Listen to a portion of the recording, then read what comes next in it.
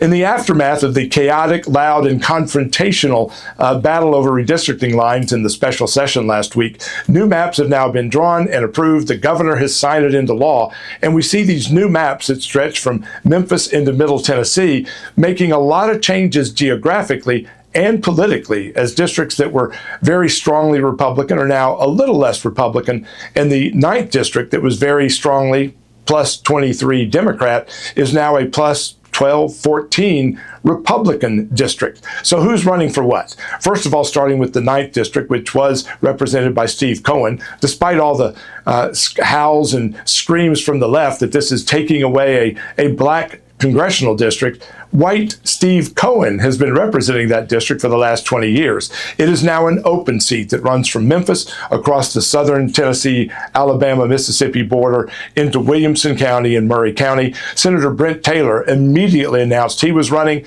put $1 million of his own money into the race, got the endorsements right out of the blocks of Senator Marsha Blackburn and Senator Bill Hagerty, along with Congressman Tim Burchett and about 30 other legislative leaders across the state.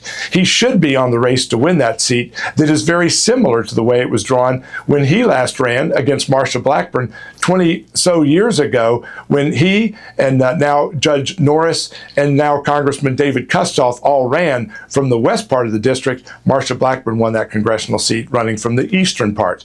Andy Ogles was the other big lottery winner, going from a plus 8 district in his 5th congressional district to a district that now stretches up to the Kentucky border, then down the east side of the west of the district of Mississippi into Memphis. It includes the area that is residential for both Steve Cohen and for Justin Pearson, but that part of the district no longer has the weight that it had during the 9th district days. Andy Ogles won the lottery by having a worse geographic district, but a much better political district that now is about 12 to 14 points Republican. And then finally, David Kustoff, Van Epps, and the rest ended up with as good or better districts as they had before. So at the end of the day, it should be a new 9-0 Republican map, with every seat in Congress in Tennessee being Republican after the midterm elections finish. I'm Steve Gill. That's the Gill Report.